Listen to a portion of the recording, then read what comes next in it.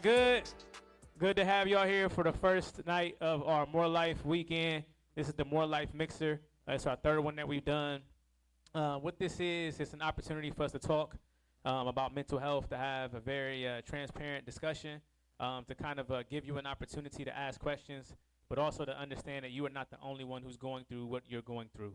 And so this is the first time we've done it in this type of setting. We normally do it in very small settings, so I'm excited to see how this is going to pan out. It's still a small group, which is good. I like these to be more intimate than large scale. So with that being said, what I want to do is at least give you an opportunity to understand what More Life is. We'll show you the video because I can explain it a lot better than me rambling about it. But if the video shows, then I'll kind of talk a little bit more about what the service is, what we do, and then we'll have our panelists come up and get into our discussion. So at this moment, what you're about to see is a PSA video about the More Life Trauma Care program. Mental health care is important for mental well-being. Yet, many people from racial and ethnic minority groups face obstacles in accessing needed care. These obstacles may include a lack of health insurance, lack of racial and ethnic diversity among mental health care providers, lack of culturally competent providers, financial strain, and stigma. The More Life Trauma Care program was created to help address these barriers. The barriers of not finding enough counselors or people who are available to serve you, people who look like you, who you feel like could relate to you, that you could actually be honest with. And so that's where More Life Trauma Care was birthed. During the pandemic, we were seeing a lot of what we typically see, but just kind of at an accelerated level where there was a ton of gun violence, there was a ton of addiction cases, and we were even seeing instances of domestic violence and child abuse in the community. So rather than just target the behaviors, we wanted to kind of take a look at what's behind the behaviors. Being able to help to provide that space, that environment, and also access to care, because we're meeting in community places like churches and other community centers where people can easily access. Taking the grassroots approach of being in the community, we were able to reach people in their own backyards. Check out firsthand accounts of people impacted by the More Life Trauma Care program. Whew, my life has been way better. I'm finally in a place where I'm healthy. I'm sober. I don't have to do different things to isolate myself or numb out. I'm able to process stuff, realize what my different triggers are, and just reach out to the people who helped me. I feel like I've actually found my true identity and started walking in that. And I've started doing a number of different things. I've become a deacon at my church currently.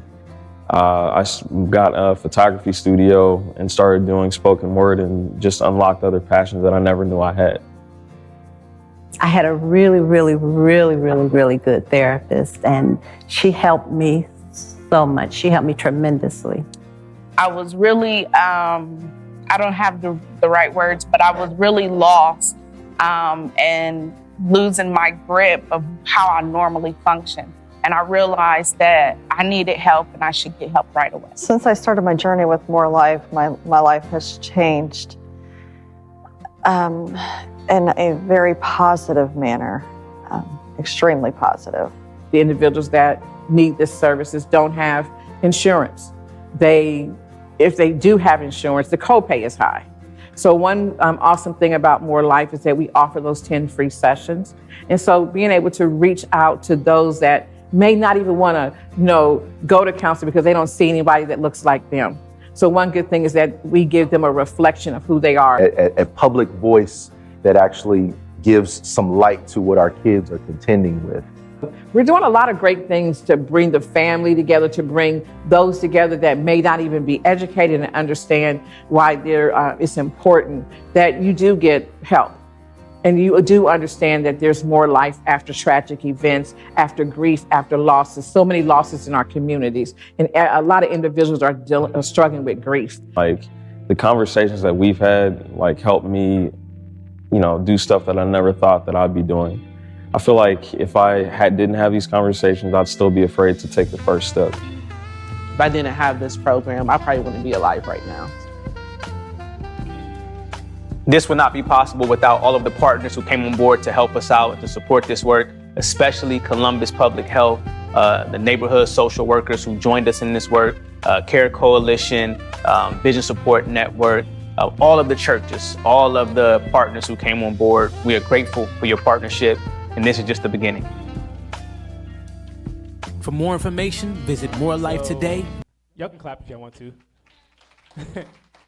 So, about 4 years ago, when I started pastoring here at New Birth, my first 3 months was just full of funerals. So I did probably, in that span of 3 months, almost 9 to 10 funerals. And the ages range from a 4-year-old to 94-year-old. And so in dealing with that, me and a friend of mine, Pastor Taylor Gray, we started having conversations just about our own mental health. And what I was realizing was that not only are we doing pastoral care, but after that, there are some people who need some clinical care as well. And in our communities, it's not talked about enough to go ahead and talk to a therapist, to still pray, but also take your medicine if you're bipolar, to still pray, but also go to your counseling sessions. Like, these things were important.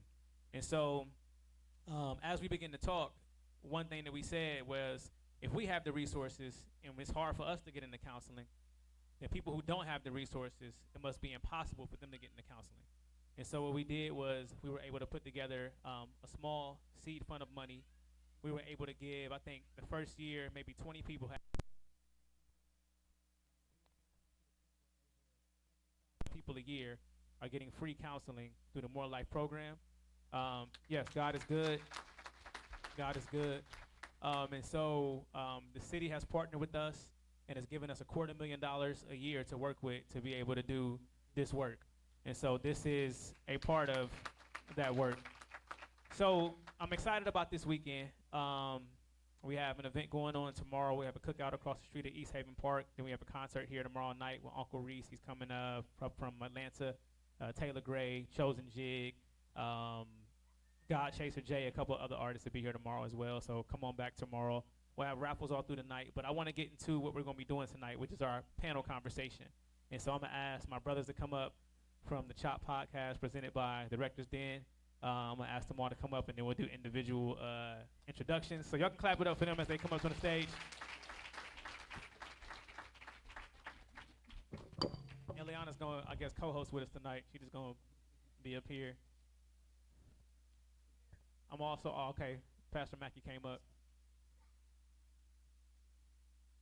So the first thing we'll do is I'll have you guys do y'all's individual introductions, and then tell me about the podcast, what you guys been doing, and then we'll jump into our questions for the night. Now, you'll notice on the screen, it'll say submit questions, so you can scan that throughout the night, and that will allow you to be able to submit questions if you have questions about the conversation. This is a safe, no-fix zone, all right? We're trying to have conversation. We believe that Jesus does the healing, conversation does the healing, but it probably won't happen all in this moment. So, again, throughout the night, if you want to submit questions, you can, and our sister Ronisha is fielding those questions.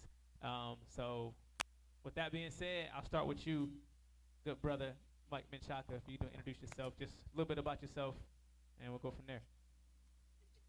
Yeah, Eliana is just enamored.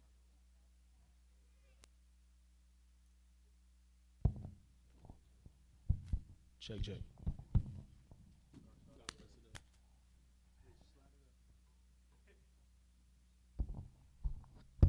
Oh, here we go. All right. I got my little bodyguard with me. Y'all better be cool. She'll get you. But my name is Mike Menchaca. I'm a deacon here at New Birth. Been here. How long you been here, baby? How long would you say? Well, that's my wife, by the way. Since 2008. And just been a blessing to be here, just watching the church over the years and the things that's been provided to us here. So, I mean, I'm not going to go too much in that, but just thankful to be here, thankful that everybody came out to dedicate their time and be here and to worship with us in this space. So,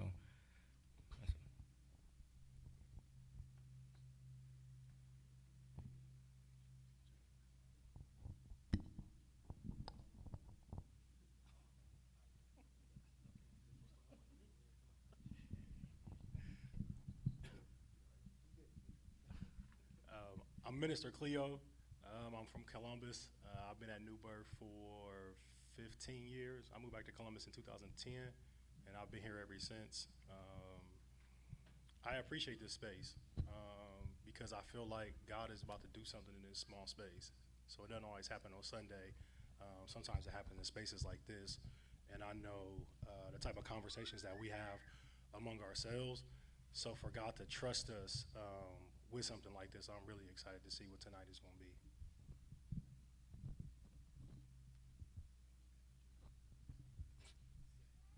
All right, my name is Deacon AJ. I'm from Cleveland, Ohio. I ended up relocating to Columbus after I got out of the military. So we've been here. I'm gonna do what Mike did. Hey, baby, how long we been here?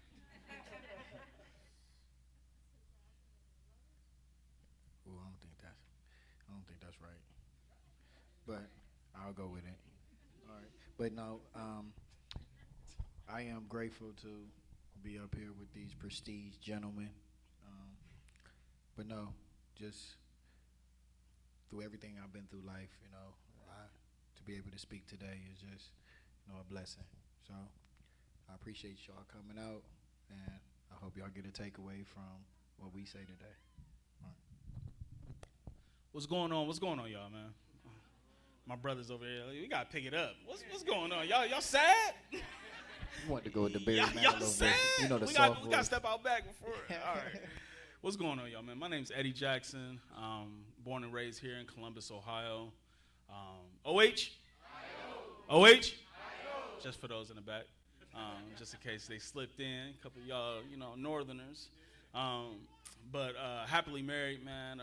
11 years this year. 2 kids, 2 wonderful boys. Love the podcast space. I'm a videographer. So if you were here before, you would have seen me running around setting up cameras and whatnot. But I love this space. I think it's created a great environment for us to be able to have these conversations and these discussions. And I'm looking forward to what's next. My name is Aaron Mackey. I am the co-moderator. So yeah, let's go ahead and get into these All right, questions. let's jump right into it. So what I want to talk about is healing. That's a word that everybody's been throwing around lately. And so when you talk about healing from a spiritual standpoint, from a mental standpoint, what does healing look like to you? What does your healing journey look like? And then we'll jump into some of the backstory on that. But for you personally, what does your healing journey look like? I'll start it off. I think for me, healing first looked like finding validation, and then it turned into digging into my word and finding God's purpose for my life. I would say those 2 things. I'll start there. I think for me, when it comes to healing, it depends on what you're talking about being healed from. Whether it's childhood trauma, whether it's verbal abuse, whether it's physical abuse, So I think everybody go through different stages in life when it comes to dealing with trauma. So depending on what season you are in at that time, because each season in my life, I could tell when I grew from a different trauma, The loss of my father, that was a big trauma for me. But I don't know, I think that the healing process is something that you had to come to terms with and agree with yourself that this is what I want to do. We all can stay in that place all day long, but if you decide to want to come out of it, that's where the work, therapy. My therapist, shout out to her. She helped me a lot when it comes with trauma.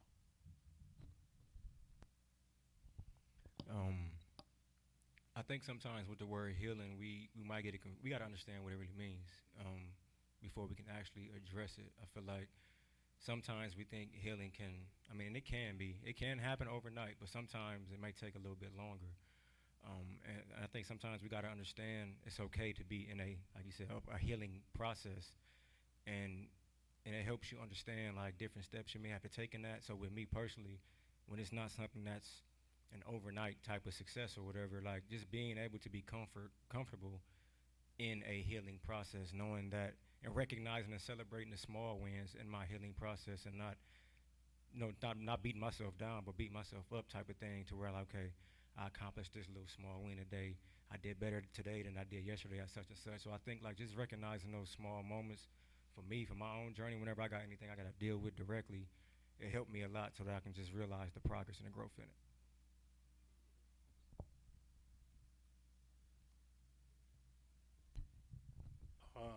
For me, I think it's really how to heal, because each wound is different. So when you realize that each wound or each thing that you go through is different, you realize that it's going to heal differently. So for example, some wounds you may have a scar after they heal. Others, there may not be a mark there. So you have to understand that when you're dealing with wounds like grief, that's a ever changing wound that you have to deal with. It heals over time, but it's a scar though. Like if you had any type of real type of love for that person, that grief and that love are really intertwined together. So you have to realize that not all wounds heal to the point to where I'm going to be like I was before whatever happened to me happened. So you have to realize what the new you looks like. So you have to know what it's like to walk with a scar now, or you have to know what it's like, what life is like now, once somebody has passed away. So I think it's just really how to heal. It looks different for everybody because every wound, like I said, is different. If that makes sense. Clear, you said something though, like when you with the whole wound process, like sometimes them wounds get reopened up. You know what I'm saying? Like just because it get healed, don't mean it's gonna be just done and over with. Sometimes you might, whatever that wound might be, you might bump something that might reopen that wound. You might see something that reopen that wound. You might hear something that reopens that wound. So onto that note, like it's just important recognizing what it is, but also being able to have something to fall back on to kind of get back in that process of, okay, I've been here before. What does this look like? It may look different this time, but at least I do have a starting, like a foundation to start from and try to get back on that journey. So it just made me think about that. When you said that though, it made me think like that's actually a blessing to have something bump into it and see that this isn't as healed as I thought it was. Because sometimes we got out of the gate too quick, you know what I'm saying? Or I'll take low hanging fruit here with relationships. We think that we're ready, and then we get back out there and then we bump into something, and that wound reopens up and you realize I ain't had no business being back out here in the first place. Like, we gonna talk, let's talk. So I remember I thought I was healed and I went on a date with this chick. Mackie, I'm just going on and on about my past. Homegirl let me go on. I dropped her off. I texted her, had a good night. I was like, I'm trying to see you again. She was like, that's cool, but I think you need to heal first. I was moldy, but I respected it though, Pastor. You know what I'm saying? Like, I respected it though. But that made me think of that though, child. Like, that's a blessing though to bump that mug. Hopefully you just don't do it in front of an audience. Let me ask you this though, Clee. So when something like that does happen, when you thought you got past something and realized you didn't, what is the motivation for you to start the work all the way over? Because sometimes it's like, dang, I went through this whole process. I thought I was good. Now I got to start the work all the way over. Honestly, it was keeping first things first. And with healing, you have to realize healing is an actual process, and it's a necessary step that you have to do. You cannot skip healing. You cannot skip dealing with whatever broke your heart or whatever is now no longer in your life, whatever that void may be. You actually have to deal with it, and you can't just blow past that. You have to keep first things first, because otherwise you move past. I'll use a job, for example. Like if you had a job for a long time and y'all separate ways and it doesn't go so well, you can carry that to your next job. Like that culture that you came from, if you don't take the time to real life kind of like detox your mind and stuff, and people will kind of be looking at you, you won't realize how off you are because you carry something from a past season in. And that goes the same with relationships, jobs, anything we can do that with. So I just think it's to circle back, I think it's to be intentional about keeping first things first and realizing that healing should be first. Well, I'm only gonna be healed from a job. If they give me that 401k that I had put in there that whole time. Facts. You know what I'm saying? I need like, my bread. You gotta give me my paper. I You need know my what money. I'm saying? Like today, if no you penalty. if you no giving penalty. me if you giving me a difficult time about giving me my paper, You know what? Let me get the penalty. There's no way I can be here. Just You penalize feel me, me? but I need my money in 5 to 7. But no, though, I think even speaking to what you're speaking to, I think one of the things that I think that what we fail to do is knowing when we're not healed fully. Because like you said, sometimes we think that we're healed and we really are not. But when that wound is opened up, how do you handle it? Do you go back to doing the same things that you did to get you to the point to where you thought you was healed? And I think my biggest thing was grief. So I think that was the biggest trauma that I went through. Like when my father passed away, like I thought I could do it on my own. You know, I listened to all of these stories from all of these different people telling me, "Oh, don't worry, it gets easier." Well, that's not true. Every year it got more harder and harder because I started to realize there was things that I still hadn't got from my father, or lessons that I still hadn't learned. So that's why I started cherishing every moment. And then once I got my therapist to help me deal with the trauma that I went through, then I started to realize, dang, my childhood, I was really messed up. And I laugh with my wife all the time because I be like, well, baby B, when I grew up, this is how we did things. And I turned out just fine. And she'd be like, no, you didn't. You know what I'm saying? So, I mean, but it took me a long time to actually get to the point to where I admitted to, dang, that was actually a problem. Or that's not okay. You know what I'm saying? And I think that, so with my healing, it came to a point to where I said, dang, all this time I really thought that I was doing things my way. But then, what do it say in the Bible? Do not lean on your own understanding. You know what I'm saying? So let me ask you this, and I'm gonna stay in the middle right here with Clee and AJ real fast. You talked about two different things, you know, relationships and then grief, and both of those can intersect because you know they do. But what are some things that you've been doing on a daily basis? Some of the practical things to kind of help you be able to get past what you've gone through, because I'm pretty sure everybody in here can relate to either relationship or grief. And so what are some of the practical things that you guys have been doing on a daily basis to kind of help you get through it?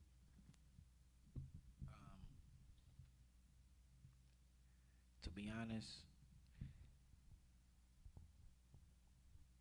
giving my time to the Lord, like actually planning out my day. I'm very thankful that I have a God-fearing wife because sometimes I slip, but she makes sure that she stays on me. Like as soon as I open up my eyes, just relaxing my day, relaxing my time, and giving my first even 15, 20 minutes of my me just thanking God and just praying, getting in the Word, you know what I'm saying, covering yourself throughout your day. And what I've learned with that is once you come to the Lord, because the Lord tell us to come to Him with all things, not some, not a few, not this, not that, but literally with all things. So I started treating God as my second therapist. Well, my first therapist, and then my real therapist. I apologize, God. But start treating God as my first therapist and actually coming to Him with literally everything that I did. I'm sorry.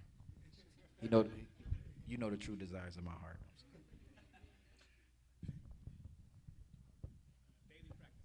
Daily practices. The best way I can put it is like watching tape with the Lord of my life. So like every day, this is what I used to do when I was younger and more immature in Christ. So I would pray over my day, and I would just say, Lord, let my day go how you want it to go. So that way, if something left went on, I'm like, well, you must have wanted that to happen. So when I went off with that person, like, it's cool. You know what I'm saying? It's on you. Like, it's cool. And like the Lord had to grow me out of that and to really see like, okay, we're going to start going back and reviewing your day. And we not only just going to go over what you didn't do right, we're going to go over what you did do right. So we can reinforce what you've done right, but we can also go back and improve on what you didn't get right. And so I've used that, excuse me, I've used that mentality like in so many different things. You know what I'm saying? With my finances, with relationships. My new one is with tonality. I didn't really know that was a thing. So tell the people what that is. So everybody knows what that is. So tonality is like the tone of your voice and how you deliver and how you speak. So I really wasn't like, this is super sidebar. So I really wasn't like into that. I didn't know that was like a lane. But once I started grading myself on that, I'm like, bro, my GPA stinks. Like, so I have to go back even in, you know what I'm saying, dealing with people and go back and kind of like review that tape with the Lord. You know what I'm saying? That's a daily practice that I do. You know what I mean? Like, sometimes it works, sometimes it don't. You know what I mean? But just to be able to be that honest with myself, I love to be in that spot with the Lord. So I love it because, Mike, you started off with the introductions, and you said that I'm Deacon Mike, which I known all of these men for 10 plus years. They all love their wives. They're all faithful in the church. But how have you aligned like your spirituality with going through, like, I don't want to say a mental health crisis, but dealing with mental health also, because we know we just say pray it away. How have you had that align, your spiritualness, along with dealing with mental health?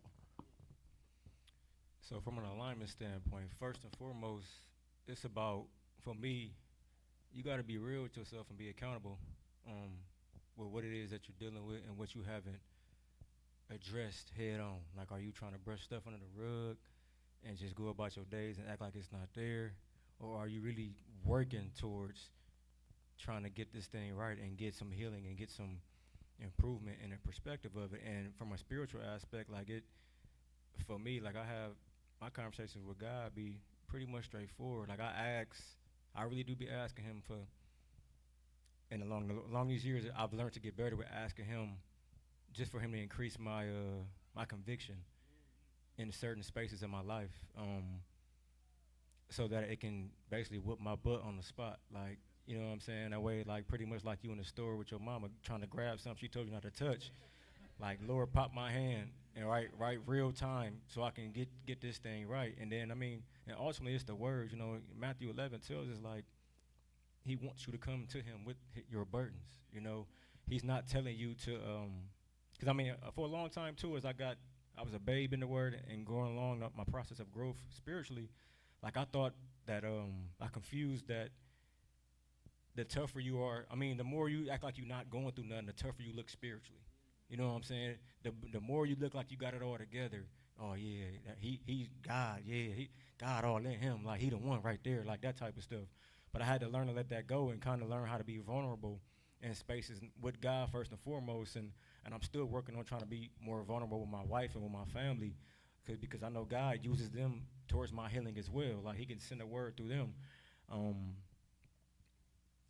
mean, really, that's just really it, just realizing the moments that God has put in front of me and being able to acknowledge them in real time. I love that. So EJ, how have you been able to navigate faith in therapy? Oh, man.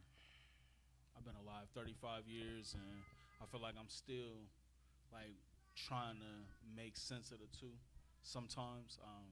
I lost my mom when I was 12, and so, you know, it was like going from night and day. You know, my mother lived in, you know, a basement on Fifth Avenue.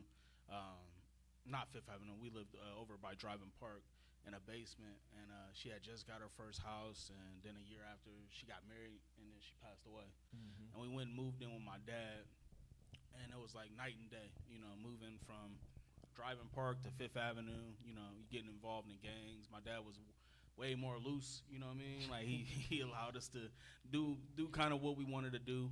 But I never had any type of therapy or anything.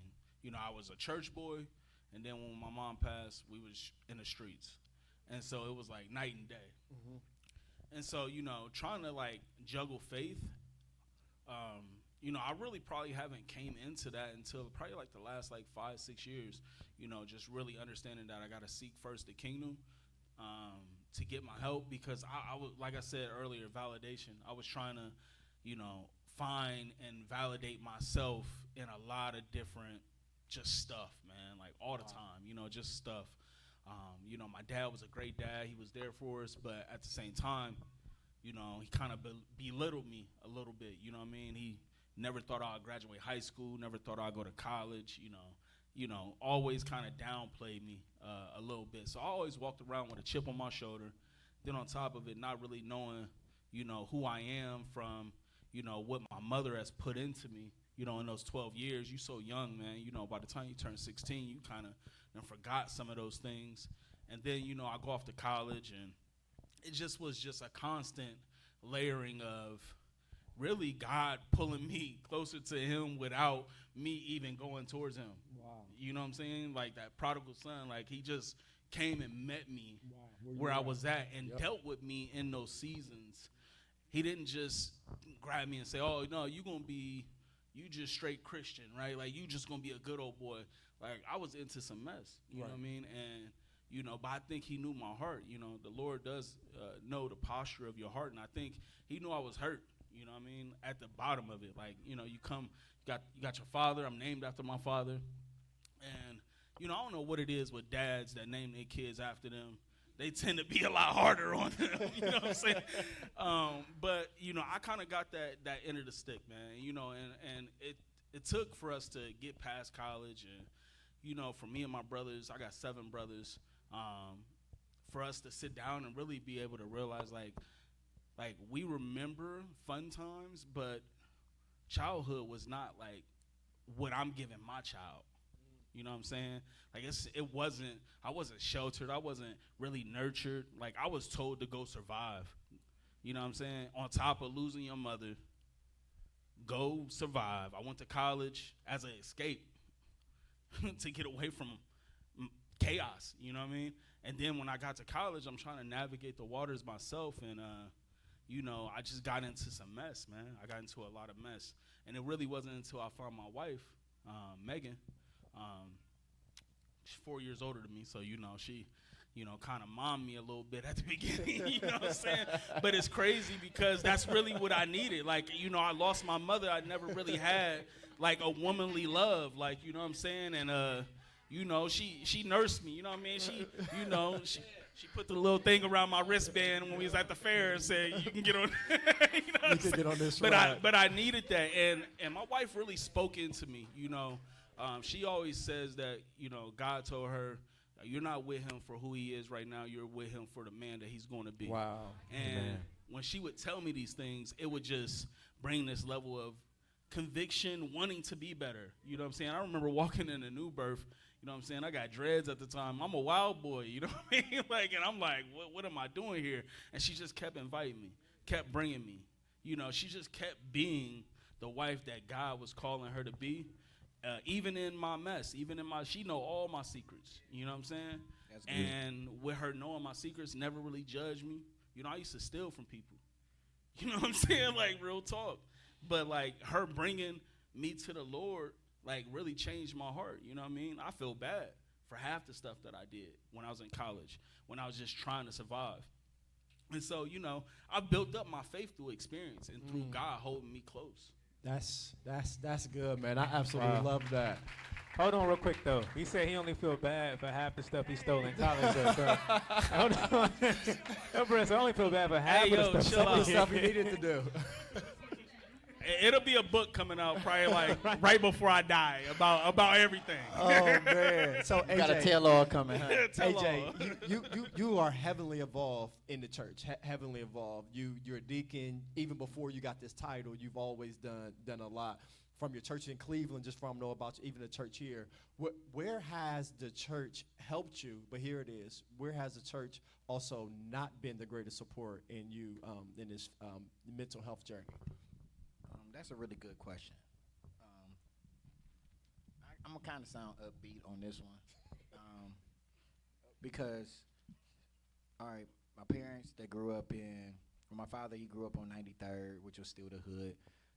My mother, she's from Longwood, which is the projects in Cleveland, which is right across the street from King Kennedy, which right in front of King Kennedy is a church called Shiloh Baptist Church. That's where I met my wife. when she was jocking me when we was kids. Yep. You know what I'm saying? I know what You it feel is. me? I know how it is, You know man. how Go it be ahead. like Yeah. they be acting like they didn't want you, but you know what I'm saying? Bianca, you like, want the mic? Yours was like that too, man. Like, I'm gonna allow you to. Oh, no, this my story. You know what I'm saying? And in my truth, you know what I'm saying? She jocked me for quite some time. I finally gave her a chance. You know what I'm saying? But no, to be honest with you though, as a kid, growing up in the hood, I ran the streets, stayed in the streets, but my parents would still take me to church on Sundays. So not to act like I'm not gonna act like I was a PK kid or I was just one of those goody two shoes. I sat in the back of the church with the rest of the kids, probably fell asleep half of the time, or I was trying to mess with one of the girls in the back of the church. Just being completely honest. But I remember once I started talking to Bianca, and me and Baby B was talking during this time. My church went through a church split, and true story. I had just took Bianca on a date the night before. We go to church the next day. I'm excited to see her. Our church is arguing. They start fighting in the church. This lady pulled out the biggest can of mace I've ever seen in my life. I call myself saving Bianca, trying to cause she's standing behind the first lady, and I tried to dive over her to protect her, and I got maced. I stopped going to church after that for quite some time. Not gonna lie, I'm gonna be honest with you. These fools crazy. I'm gonna be honest with you. This is a true story. This is a true story. I promise you. And so after that happened, it honestly, it did take me some time because we had our first child out of wedlock. So we was not married, and when we had our first child out of wedlock, I remember Bianca. She started her walk a little bit before me, and when she started her walk, I remember we had the baby. We found out we was pregnant. I'm fighting the case, so I was fighting my case. She's pregnant. We had a baby, and then it's like everything stopped. And when I say everything stopped, it's like she no longer wanted to live the world. So I then had to make a choice. If I want to be with this woman, right? So I was, I teeter-tottered. I was lukewarm. I had 1 foot in, 1 foot out. I still was in the streets, But then once I beat my case, I felt like that was God giving me a second chance. And I joined the military, tried to get myself together, you know what I'm saying? And that was a traumatic experience in itself. Knew nothing about the military, but I still decided to go. So now fast forwarding to now that I look back on it, I wish I cherished those moments as a child when I was going to church. You know what I'm saying? Actually hearing the word and actually paying attention to it instead of just being there for my own selfish, you know what I'm saying, with my own selfish desires, I would say. You know what I'm saying? But I had to give church a second chance because I knew that everything that I had been through and how in the Bible it says God orders your steps. I do not know how I did not go to jail. Was I guilty? 1,000%. But again, I just trusted in God, and I remember praying to God, and I say, God, I promise you, if you get me out of this, this is the last time I'm gonna ever be in any type of trouble. So, but no, it was not my last time. You know what I'm saying? But we're not judging. You know what I'm saying? Judge free, for the record. But with all of that, I don't ever want anybody to think that where you are is where you're going to stay. God says, come to him as you are. He doesn't want you to already be fixed. He doesn't ask you you got to go to a certain number of Bible studies or anything like that. He's asking you to come as you are and you will be healed. And again, since I moved to Columbus, I am so thankful for New Birth.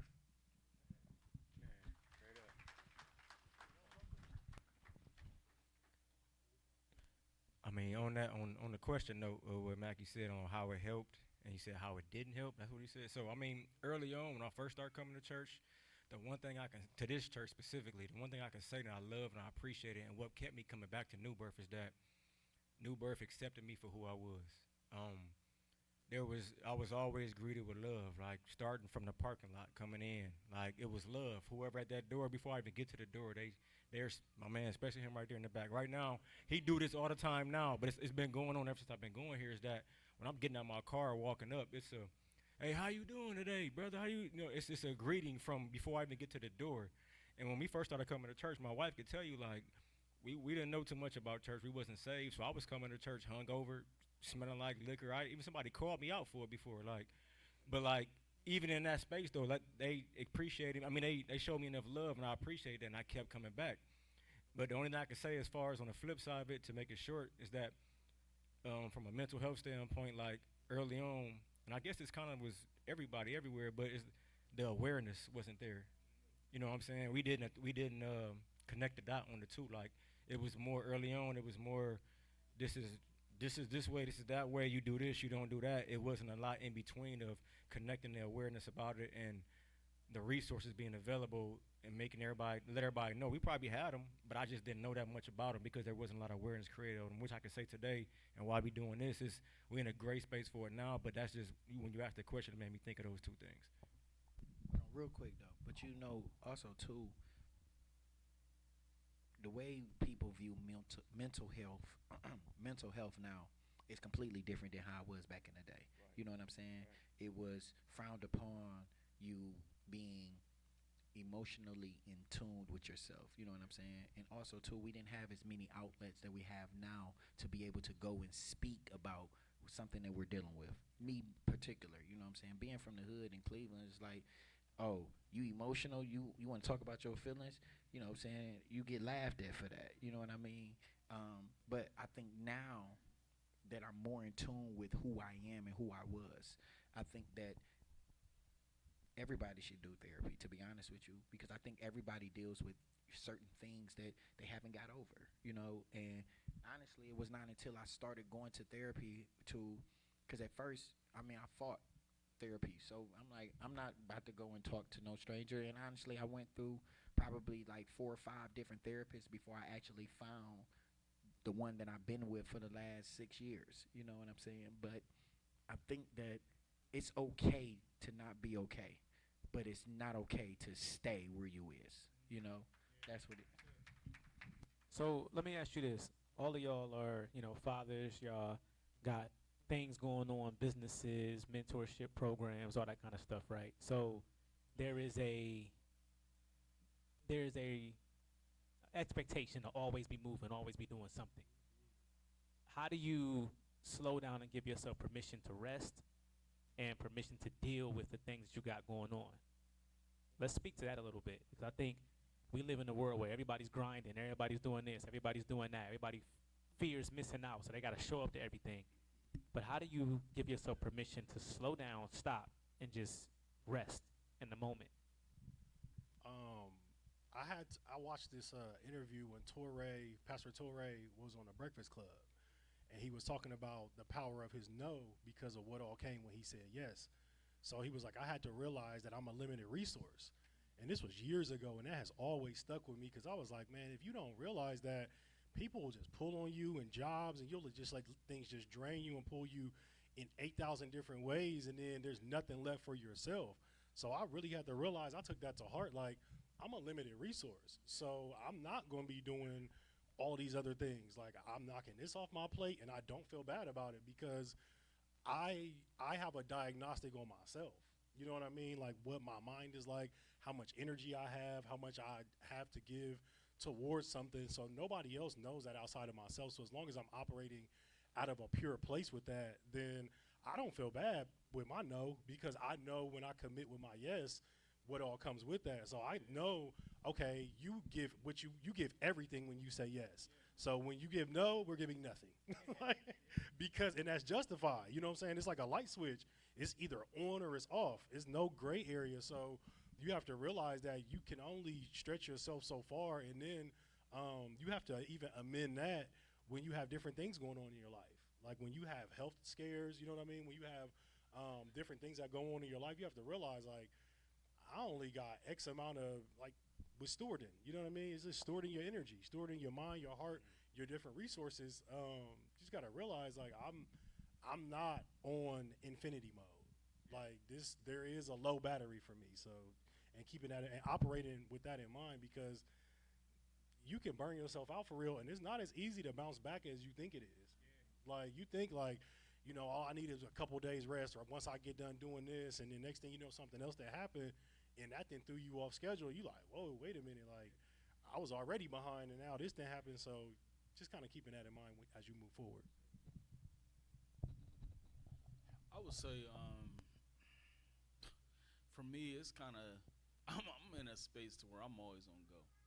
You know what I mean? Like I think I'm just now realizing that I in the last probably like 6 months, beginning of the year, that I have to allow my circle to hold me accountable to certain things such as rest. And when I mean like not even just these bros, like my wife, you know what I mean? Like being transparent and saying I'm tired. You know what I mean? Because I be, I work from home, I work a 9 to 5, I run a business, you know what I mean? I'm shooting, I'm working OT, and I have a vision of where we going, you know what I mean? And I know that God has gave me broad shoulders for a reason, you know what I mean? And so I know I'm meant to carry heavy loads, but at the same time, pause, that was crazy.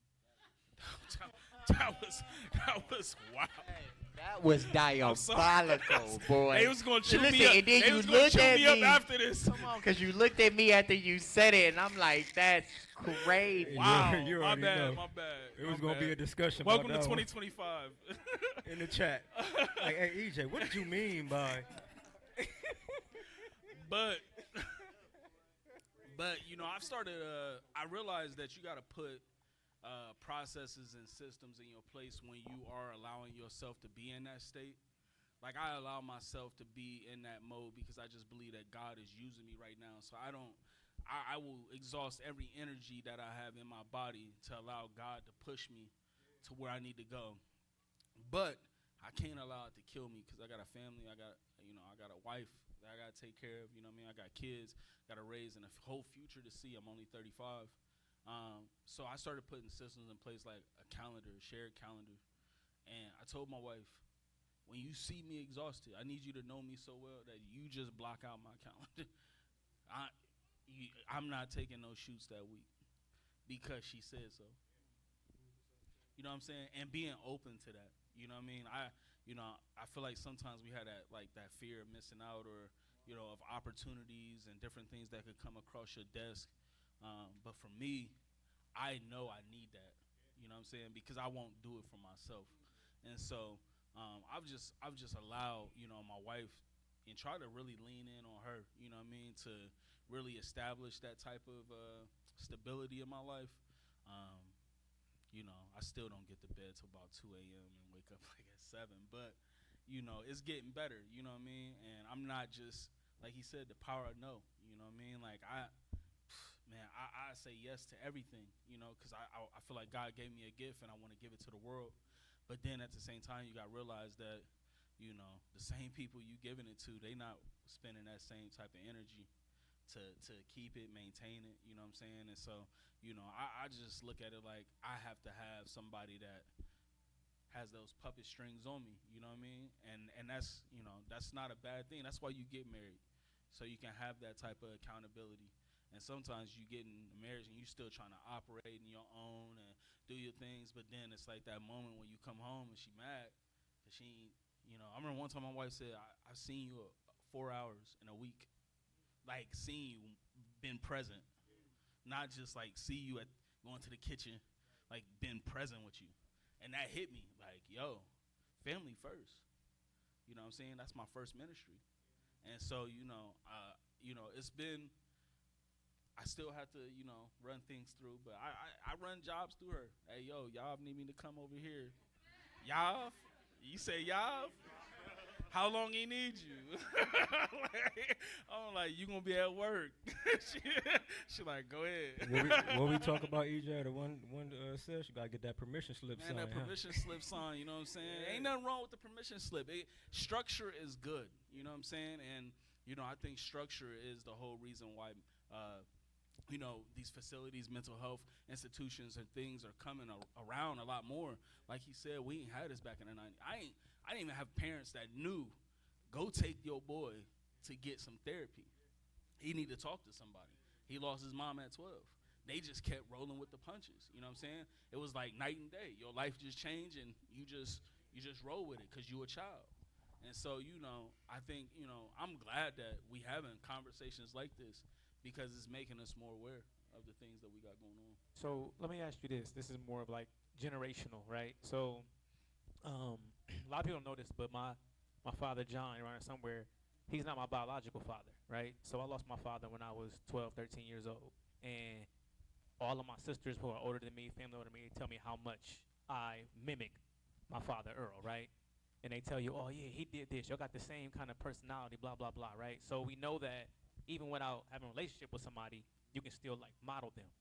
And so my question to you all are, have you seen anything that was passed down generationally that you've been trying to break, or that you see, like, you know what, like, I don't want to keep modeling what was happening or passed down to me, and how have you been able to kind of deal with that? I think for me, the number one thing that I think that was passed down for me, and I don't want it to sound negative, but it was just like the yelling and the anger and how I handle situations. My father, God rest his soul, he was a chronic drinker, and he would act from spaces to where I would see him do things, or I would see him react to situations. And as a kid, I'm like, you know what? When I get older, I'm never going to be like that. I'm not going to respond like that. But when I became a parent, I started to see myself like checking and just yelling and just, I do it so easily, and where I just snap, to the point to where I remember one time my baby girl, Cassidy, asked me, why are you so mad? You know what I'm saying? And I'm just like, you know what? Why am I so mad? You know what I'm saying? Like, is it not that serious? And it was even and it was so funny. This is full transparency. It was 2 days ago. I'm at home. I come home from a long day, and I seen it looked like gum in my carpet. My kids know I have a no gum policy. So I'm just like, my son, he's in the living room, he's playing the game. So, when the kids is on the game, he on the FaceTime with his friends, his cousin, and in the midst of, I'm like, man, who the heck got gum in my carpet? My son, no lie, he pauses the game and says, hold on, y'all, he about to crash out. And after he said that, I'm just like, I stopped in my tracks, and I just walked upstairs, you know what I'm saying?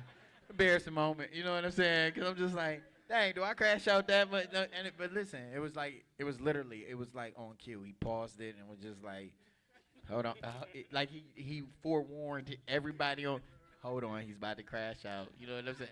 But I can say that from a place of recognizing where I came from. You know what I'm saying? And like, it's so funny because everybody in the hood that we grew up with, like, every time we get together and we laugh, like, you know what I'm saying, they would make fun of like how like my father would be like when we was kids or whatever, like how he would tell us to come in the house, you know what I'm saying, like, or like one of his favorite lines was, when you go in the house, don't be playing that in Nindu.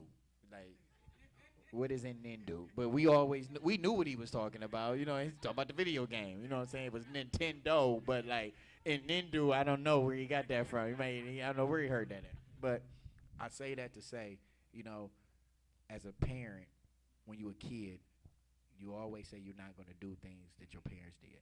But then it's always going to be that moment that you're tested, that you see, the resemblance of, dang, I know where I got that from.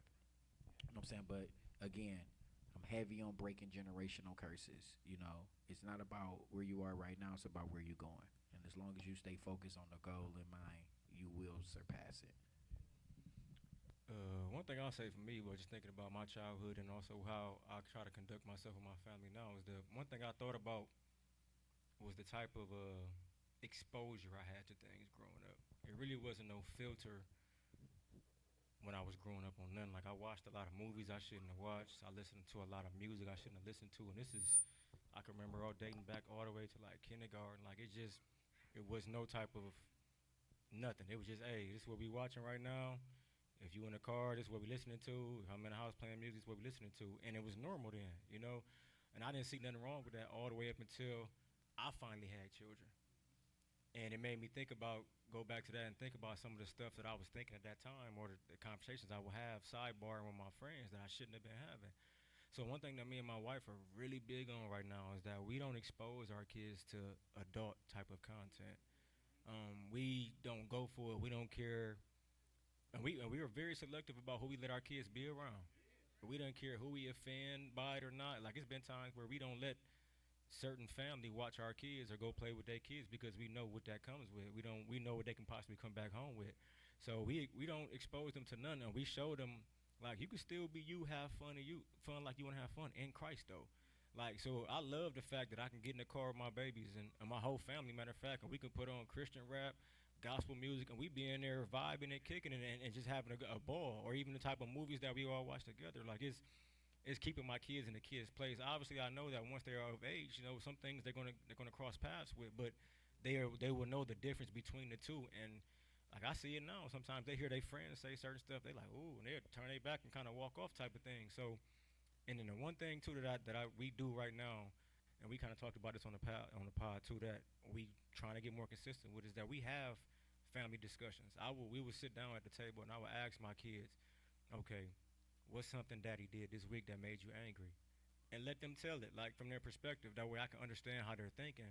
And then we try to drill down to give them a why behind certain things that we don't allow them to do and make them understand it. And when we have these conversations, it's good for us because, you know, they'll never say anything serious. It'd be something small, but when we explain the why behind it, it's just making them start to think. So we always want them to have that thought process of the why behind how things are and the why behind why we shouldn't do this or why we shouldn't do that. So that's what we try to change from when I grew up to now, because we wasn't having no type of conversations about nothing. It wasn't nothing at all. Like it was just, hey, this is what I say, do as I say, don't do as I do. I mean, I'm sure y'all all remember family gatherings. You getting, you know, you young, it's all the cousins, then you got your family in the other room playing cards, drinking, smoking, all type of music playing, and that was normal. And we treat that as, oh, that was a great time as a kid. Like we was kicking it. You feel me? Like, oh, I missed them vibes. Boy was busting. You feel? I'm for real talk though. You like, oh, that was a vibe back then. But you still can do that and put it all in the right spaces. So I'm just be thankful that we have some of the stuff we got going on, and also community. Like I can say this as well. One thing that I'm appreciative of the community when I grew up is that I would get checked by anybody on my block. And it would not be a problem with my mama or anybody in my family. I could be walking down the block, and if anybody see me cutting up and acting up the wrong way, oh, they gonna get me together right there on the spot. Like, don't make me call you. Hey, you know better than that right now. But now, fast forward today, I mean, the community I have, we are like that. But there's a lot of adults who don't allow their kids to be corrected by adults that they are not that familiar with. They allow their kids to be disrespectful in public places. So on the flip side, I love the community aspect, the village aspect when we grew up. But right now, nowadays, like it needs some work, and it's hurting the kids at the end of the day. Wow, that's good. So Cleo, what is one thing that you would want the community to know about seeking mental health treatment, like getting mental health? What's one thing that you will want the community at large to know? What is a myth that they may think is true? What is something serious that you would want them to know a fact? What is one thing? You got to go for you. You got to go for yourself. You can't worry about the stigma or how it looks. Like again, I referenced this earlier, but only you know your own self-diagnostic. Like only you really know how close you are to the edge, how close you are to the end of your rope. I don't care how well you put it on or dress it up. Like only you know. So when you seek that help, put yourself first, because for some of us, we don't know how to be selfish. Like, and I had to realize that when I tried to do it. Like, man, I really don't know how to put myself first. Like, I have X amount of things I have prioritized before myself. But then when I realized, back to my earlier point, that I'm a limited resource, I really don't care what other things I have on my table, because if I'm not good, the source, then the different hats I put on, they just gonna be there. Like this, they're not gonna move. Nothing's gonna happen with them. So you have to, I guess, to sum it up, you got to learn how to be selfish and put yourself first and seek the help that you need. I love that. Yeah, it's really good. Now, Ro got a couple of questions from the audience that she's gonna pull from. And listen, I haven't vetted these questions, so I don't know what they're gonna be asking. But we'll go through our audience round, and then we'll we can begin to wrap up pretty soon. But go ahead. Okay, the first question I have is, how do you cope when you're struggling but don't want others to know? And this is open for anyone. I'm heavy on that because even just I can just say period, just even as a black male, you know, we go through struggles on a daily basis, and you just got to be grounded in your faith, you know. You got to protect your ear gates and your eye gates, you know what I'm saying? You just got to know that even the struggles that you're going through, you know, it's the struggles that you're going through pertain to what you're pouring into you know, whether it's the music that you're listening to, whether it's things that you're watching, you know.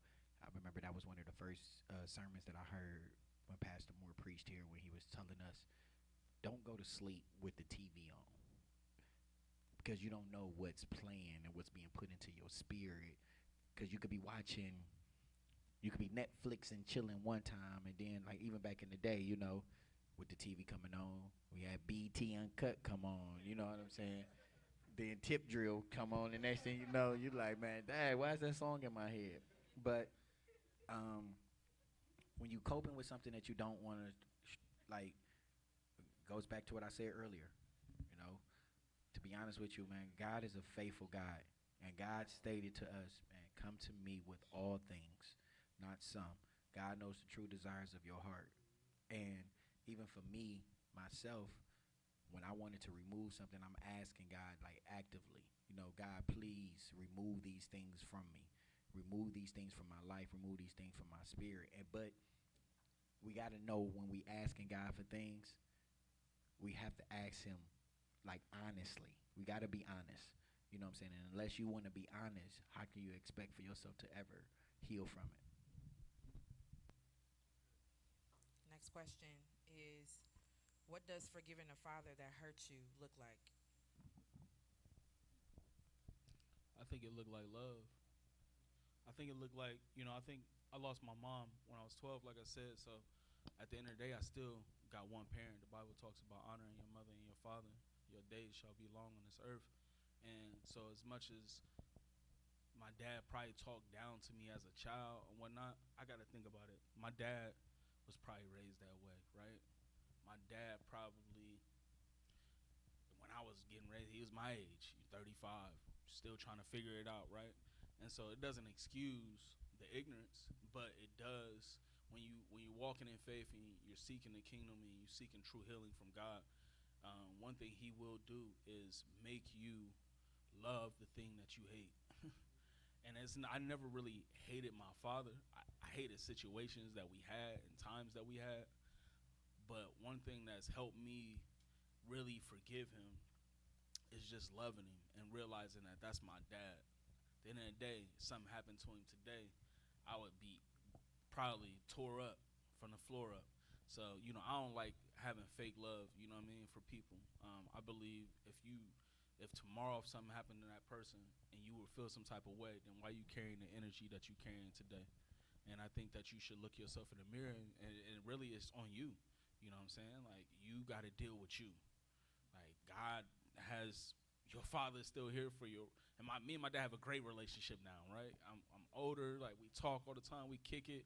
He was my number one kick it buddy in college, you know what I'm saying? He was all, my dad player, you know what I mean? So he was always down with the whatever, you know what I'm saying? Let me use the crib for whatever, you know what I'm saying?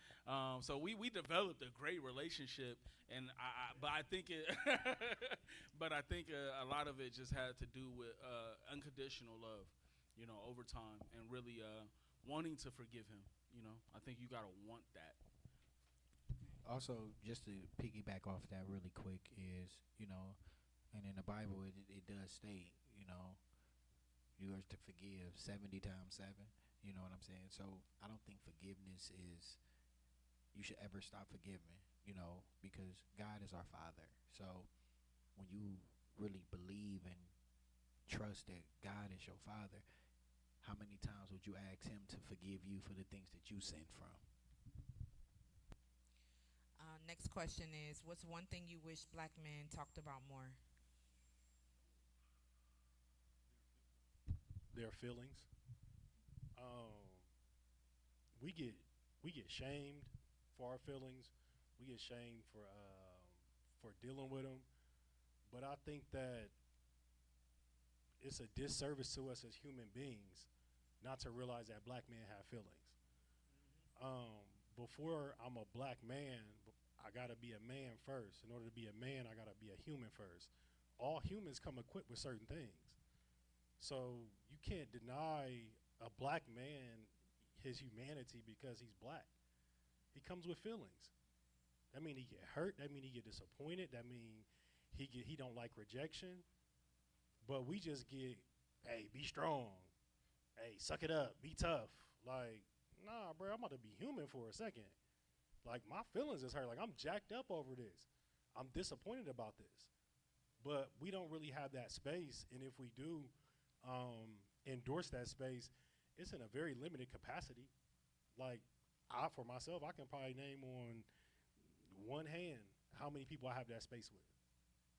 If I go across this panel, I would dare to say if anybody has more than one hand of people that you can have that space with to really be who you are and say what's going on with you and don't feel like there's no judgment.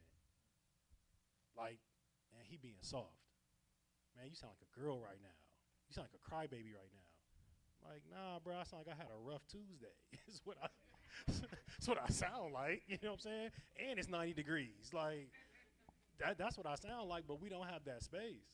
So I think that's for myself, you know what I'm saying? Like, being on the backside of that, being a black man that actually does have the space to talk about my feelings, and then also be in that space. Because sometimes you got to realize, all right, my brother need my ear right now. You know what I'm saying? To add to that too, like on a totally different perspective, I would say more conversations that men just need to have in general is conversations of accountability. Like, don't if your man or your brother, whoever it is, if he tripping, you gotta let him know he tripping. You can't be high fiving them or just letting stuff ride just because y'all cool and you feeling inside of you that, man, I need to say something to him about this. Like, and if you see him doing something wrong, you gotta if you love your brother, you're gonna have to check your brother. So I think it needs to be more conversations of accountability just with how we move and the things we say and just and all that space as well. And can I add one last thing to that? I think men should start being men. You know what I'm saying? Like, what I mean by that, my dad told me that one day I was complaining to him. This was like maybe the second year being married. And by the way, the first 3 years of me and my wife's marriage was like rocky. You know what I'm saying? We was totally different. It was just all over the place. So I'm venting to him, and I remember he dropped something on me. He said, "You ain't doing no more than you should be doing." And it blew my mind away. Because I'm like, yo, I do this, I do that, da, da. And sometimes us as men, we like to hang our hat on the things that we do. We'll bring that up in arguments and stuff like that. And my dad it was a gentle reminder, you ain't doing no more than you should be doing. So just be a man. Hey, and lastly, just stop the gender roles. It's 2025, fellas. You know what I'm saying? If you don't know how to cook, you can get on youtube.com. You know what I'm saying? It teaches you everything. then don't Not hit. dot Don't com. now if you need to. I've never heard of .com on YouTube. The whole URL. The whole URL. Can you pull that up on the time out. screen? Time out. You know, my cousin Chat, he's on call 24/7 too, man. If you don't know how to use Chat, you know what I'm saying? I'm gonna put my wife real quick. She is a brand strategist. She can help you build your brand. Also, she can teach you how to use Chat GPT for a small fee, $8.99. You know what I'm saying? We only work Monday through Fridays. You know what I'm saying? And we're done by 6 p.m. Boom. The last question is actually for Deacon AJ. Deacon AJ, when your wife decided she didn't want to be of the world anymore, did she hit you with an ultimatum, or did she wait for you to have your own experience in Christ? Do y'all want me to answer this honestly? No, just lie to us real quick. We'll take No, your I'm gonna time. be completely honest with you. Did she give me an ultimatum? She absolutely did. Okay, just being transparent. We weren't married again. I told you we had my oldest daughter, Cassidy, out of wedlock, and she told me basically, you know, I still wanted to do adult things, and she just flat out told me that she was going to be celibate until she got married. Now me, you know, I'm super confused because, you know, we've been together for the last 3-4 years at this time, and I'm just like, what do you mean? You know what I'm saying? But I remember how serious she was about it, and you know, she would take me to Bible studies, and we would go to Bible studies. And I would honestly, I remember one time we went to a Bible study. It was at Cleveland State, and it was like we went through these rooms, and all it was just everybody praying. And I remember just the Holy Spirit just literally, I felt like I was up against the wall, and I'm just hearing all of these things. And I remember the Holy Spirit telling me, she is mine, and if you're not going to respect her, let her go. So now, 20 years later, 15 years of marriage later, you know, I guess I made the right decision. Yes, you did. Let's go ahead and give it up for the panel, y'all. Let's go ahead and give it up for the panel. We appreciate them being so open, honest, and transparent with everything that they had to say. So we are not quite done yet. We have a raffle that we're getting ready to do. So we're going to have Evangelist Rowe. She's about to go ahead and get the raffle, and y'all going to go ahead and pull a winner here. Bro, I forgot to get a ticket, so can you please give me my ticket before we get a... Yeah, the panel members are going to be here. Hey, EJ, go ahead and plug them in. How can they see y'all's podcast? Because this isn't just the first time y'all got together. So how can they see the podcast? How can they support the movement? Go ahead and give your shameless plug. For sure, you can follow us online all over at the Director's Den Podcast. This is the Chop Shop, so it's basically a segment that we do on the podcast, and it's turning to be more of a permanent thing. We do got episode 33 dropping tomorrow, so be on the lookout for that. Yes, go check us out, y'all. I'm telling you, we talk about some really Cleo, good you things. got something to say? Some really good things on the podcast, you know. Me and my brothers, we laugh, we joke, but we honestly talk about real life things. Like they said, this is bigger than just this moment right here. So go catch all our episodes. Subscribe, like, share, pass it to a friend, send a friend, comment. Do all that. Definitely heavy on the comment and tag.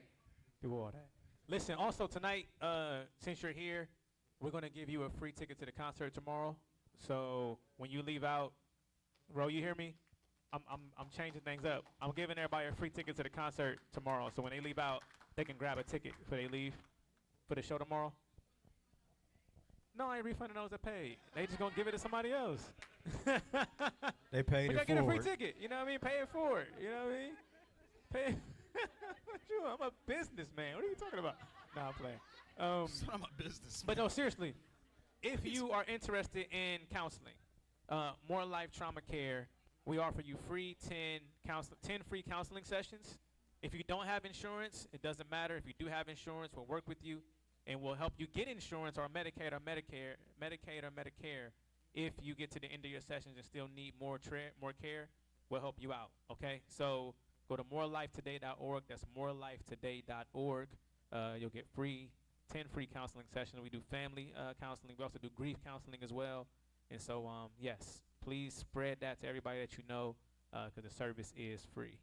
All right. All right. Everybody on the panel gonna pull one. Hold on. We got what? We got 2 raffles, right? All right. So I'll pull one, and then let Menchaca pull one, and then number is 004. The last 3 are 004. All right. There we go. There we go. You get a self-care pack. Yeah, a little self-care pack. Take care of yourself. You know? All right. You want to put the other one, Mike? Shout out to DJ Mr. King as well. The last 3 on this one is 038. 038. There we go. Congratulations to the lady in the back. Can you give us our outro music? 038. Can you hit us with our outro music? They didn't give you our outro music?